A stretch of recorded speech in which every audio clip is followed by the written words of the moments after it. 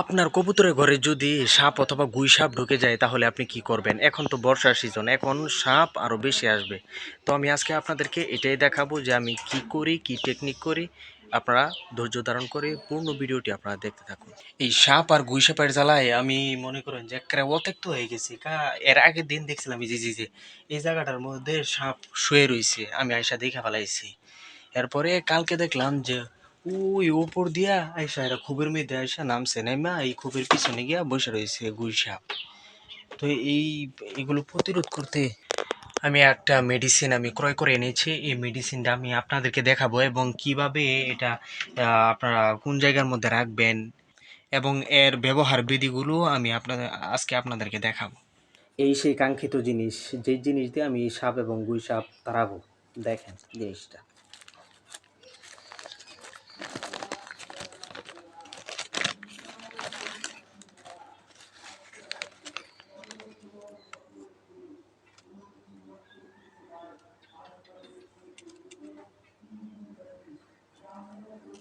তো এটা কোথায় পাবেন জানেন? এটা হচ্ছে যে ফার্মেসির মধ্যে গেলেই ফার্মেসি থেকে এটা পাবেন আপনারা।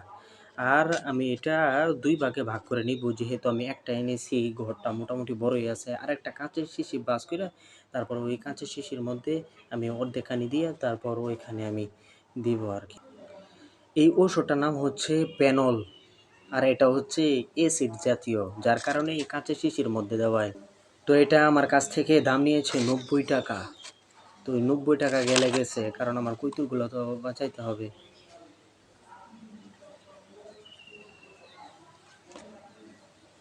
পূর্ণ থাকে না, এই দেখেন, এই যে এই পর্যন্ত থাকে, এই যে এই পর্যন্ত পূর্ণ থাকলে আছে না ভালোই তো।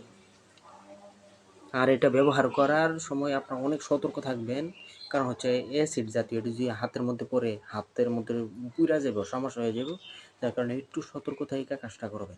তো বাইরে আমি একটা তো দরা খাই ফেলাইছি। এই ওষুধটাই না আমি তো আগে দেখে আনছি না, এটার মুখ হালকা একটু ফাটা আমি দেখলাম। যার কারণে যদি ভিতর থেকে এই যে গ্যাসগুলো যে আছে এইগুলো যদি, যেই গ্যাসের কারণে সাপটা দূরে থাকবে, এটা যদি বের হয়ে যায় তাহলে তো আবার সমস্যা। তো আপনার আনার সময় আপনার একটু দেখে শুনে আনবেন। আমি অনেক সতর্কতার সাথে খুলে দেখলাম যে এটার কি অবস্থা। তো দেখার পর আবার এটা মেরে দিচ্ছি, কারণ গ্যাসগুলো বের হয়ে গেলে আবার অনেক সমস্যা হবে। আমি আরেকটা শিশি সংগ্রহ করেছি, এই শিশির মধ্যে এখান থেকে অর্ধেকখানি ঢেলে নেব। ঔষধটা ঢালার সময় অবশ্যই হাত পা একটু সেফলি রাখবেন, কারণ হচ্ছে এটা যেহেতু অ্যাসিড, তো আপনার শরীরের যে কোনো সমস্যা হয়ে যেতে পারে। এবং এটা মানে কি, এই কার্যক্রমটা শেষ করার পর হাতকে সাবান দিয়ে ভালোভাবে ধৌত করে নেবেন, যাতে করে হাতের মধ্যে কোনো রকম গন্ধটুকু না থাকে। এগুলো যদি থাকে আর যদি ওই সময় আপনি খানাপিনা করেন, তাহলে আপনার শরীরে মানে কি আপনার শরীরের মধ্যে অনেক সমস্যা হতে পারে, এমনকি আপনার প্রাণ নাশও হয়ে যেতে পারে। তো আমি অনেক সতর্কতার সাথে ঢেলেছি।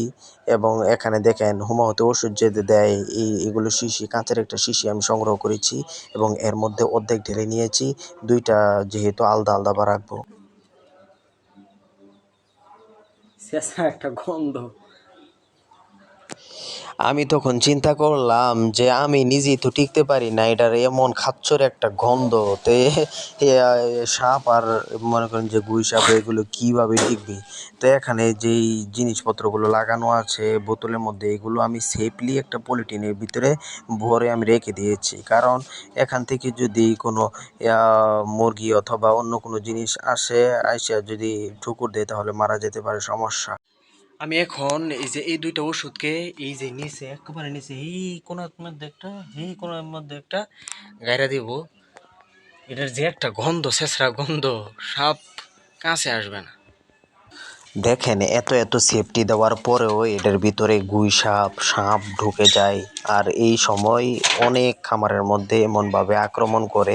তো তো আমি যেই জিনিসটা দেখাইলাম, যে পদ্ধতিটা দেখাইলাম, যে জিনিসটা আমি এনেছি, এটা যদি আপনারা দেন ইনশাল্লাহ আশা করা যায় যে এখানে আর কোনো কিছু আসবে না। আর এটা দেওয়ার পরে কি রেজাল্ট হয় এটাও আমি আপনাদেরকে দেখাবো, আপনারা পূর্ণ ভিডিওটি দেখে যাবেন।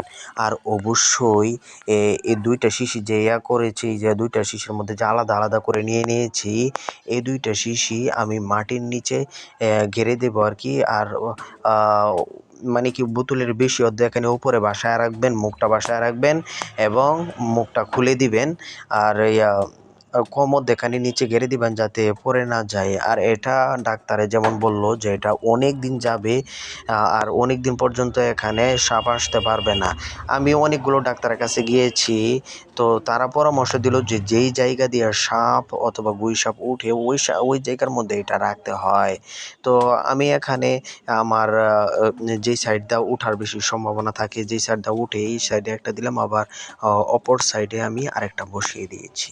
আমার কি দরকার ছিল ভাই ভিডিওটা করার? আমি নিজেই মনে করেন যে কষ্ট করে, এখানে ক্যামেরা ধরারও কোনো লোক নাই, আমি নিজেই কষ্ট করে আপনাদেরকে এই পরামর্শগুলো দেওয়ার চেষ্টা করি। আর আমার উপরে যে বিপদগুলো আসে এইগুলো যে সমাধানটা দেওয়া হয়, এই সমাধানটা আমি আপনাদেরকে দেখাই।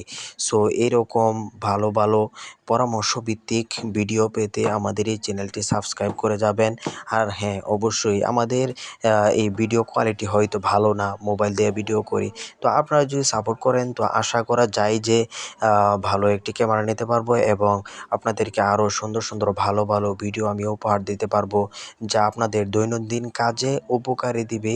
এবং অবশ্যই আপনারা তো যে কবুতর, মুরগি, হাঁস এগুলো তো আপনারা পালন করেন, তো এই ওষুধটা যদি ওই হাঁসের ঘরে, মুরগির ঘরেও যদি আপনি দিয়ে দেন, এটাও আপনার লাভ হবে, উপকার হবে। আপনি একটা জিনিস জেনে রাখলেন। তো আমি তো আপনাদেরকে কষ্ট করে জানাইতেছি, তো আমার তো একটা লাভ প্রয়োজন আছে। এটাই আমি আপনাদেরকে বলবো যে ভাই আপনারা আমার এই চ্যানেলটি সাবস্ক্রাইব করে যাবেন, এত এত কষ্ট করার পর আমরা একটা ভিডিও তৈরি করতে পারি। আলহামদুলিল্লাহ, আমাদের কাজ কমপ্লিট। অনেক ভালো করে আমরা আমাদের এই শিশিগুলো মানে কি ঘেরে দিয়েছি। তো এখন আমরা দেখব যে কোন জায়গায় সাপ আছে, সাপ খুঁজে বের করব। ওইটা হচ্ছে আমার কবুতরের খামার। আর কালকার যে হাঁপটা এটার ভিতরে ঢুকছিল, এটা আমি আপনাদেরকে দেখাই। এই দেখেন, এই যে দেখছেন কতটুকু লম্বা।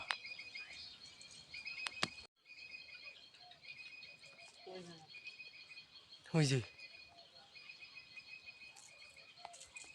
দুধ চালছে বাইরিয়া, লাভ দিবার থাকেন বুঝছ, ভালো না।